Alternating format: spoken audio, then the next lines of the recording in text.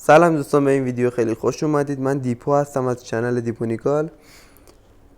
امروز اومدم که بهتون یاد بدم چطور دسته کامپیوتر رو به گوشی موبایلتون وصل کنید و بازی‌های اندرویدی رو پلی بدید.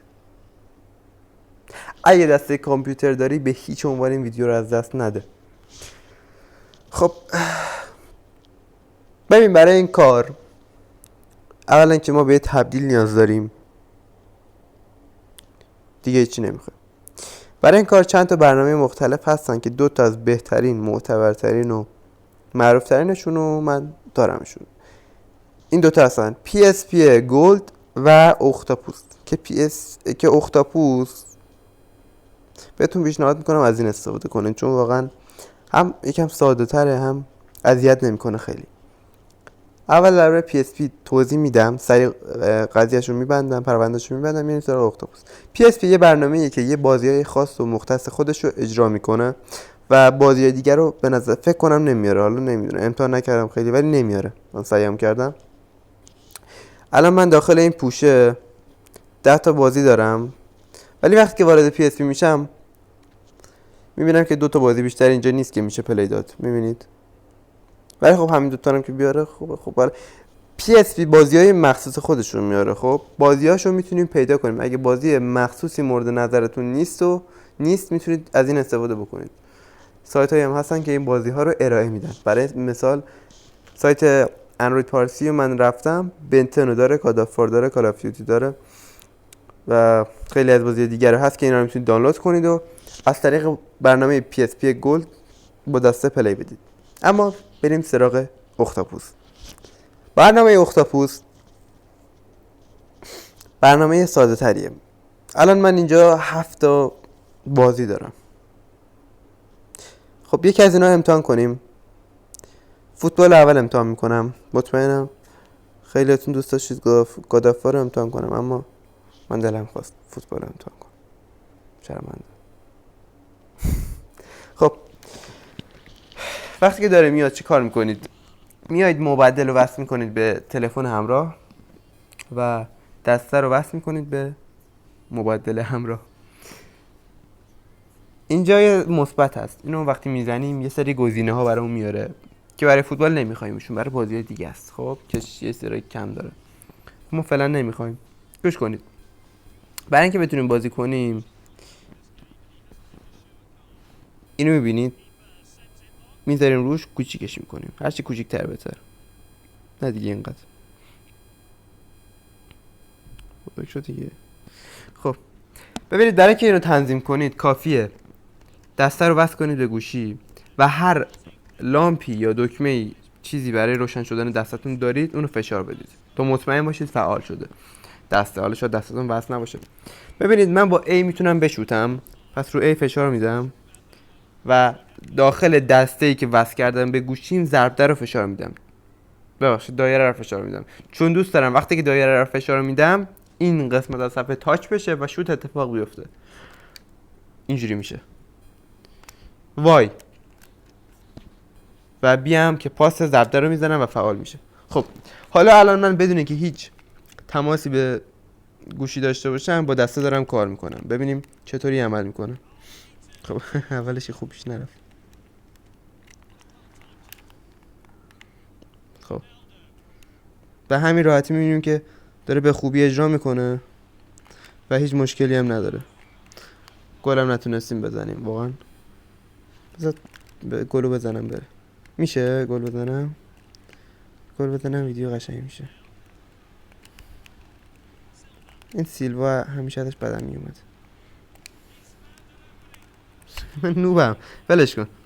خب این فوتبال دیدیم به چه راحتی با دسته پلی شد. حالا چطوری این که میگیم پلی استیشن کنیم گوشی و این داستان، میایم چیکار میکنیم؟ بذار برم تو این اختاپوسم میاد.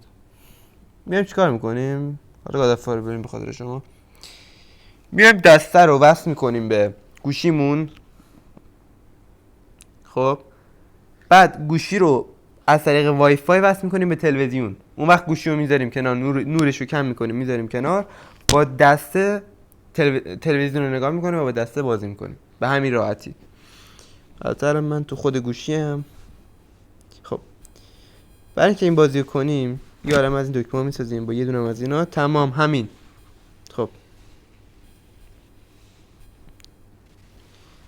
خب الان ببینین میایم اینو میذاریم روی این، کوچیکش میکنیم، اینو میذاریم روی این، اینو میذاریم روی این، اینو میذاریم برو ببینم روی این.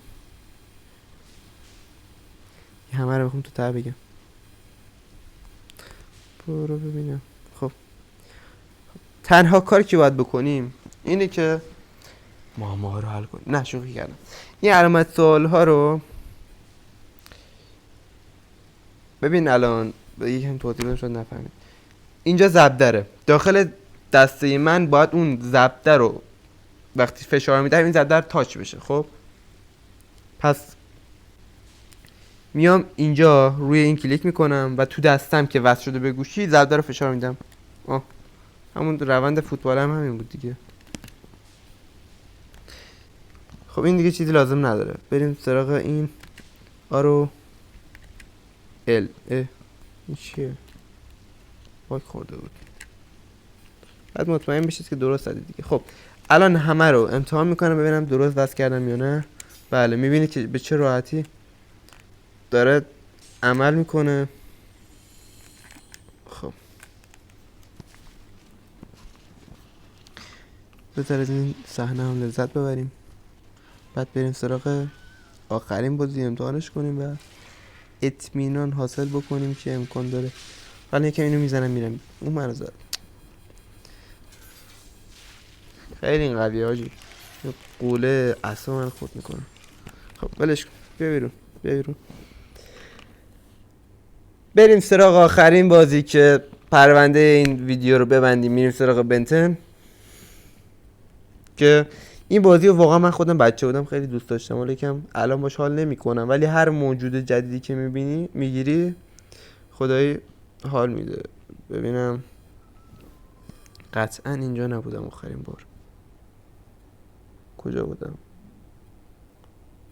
نمیدونم، فکر کنم سیو نکردم.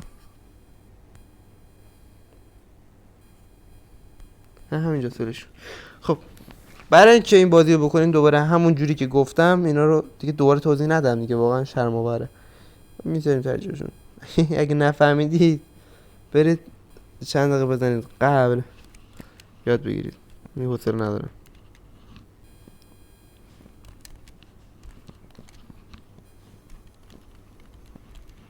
اذیت میکنه این.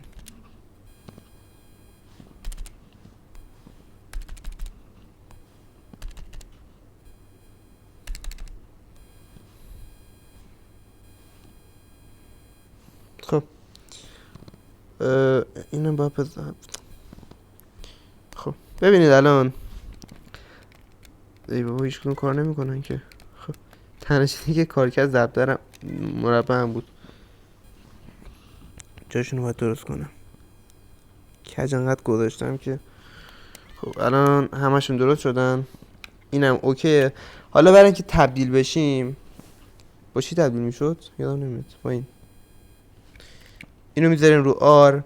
برای اینکه بتونیم موجوداتش رو عوض کنیم یه دونه از اینا میاریم میذاریم رو این.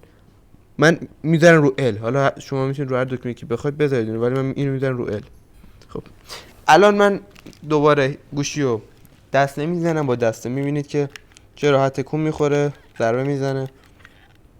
و الان ببینید ساعتشو وقتی الو میزنم موجوداتش عوض میشه. رو باید تبدیلش هم به مثلا این تبدیلم شد. برید برای خودتون اشغال کنید. چرا نمیره؟ به همین راحتی. بله یه پلی هم بدیم و تمام.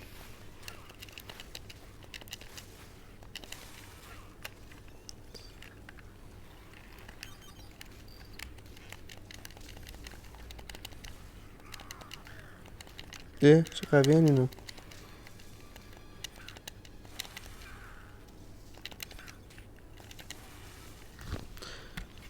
و خیلی ممنون که تا انتها تماشا کردید.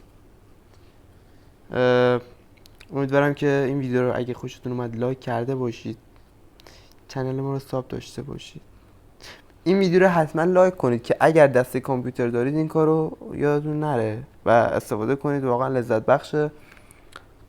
اگه PS ندارید میتونید دسته کامپیوتر رو به گوشیتون وصل کنید و گوشی رو به تلویزیون وصل کنید. این مهمه. خب امیدوارم که دیگه نبینم هیچی. خدا نگهدار.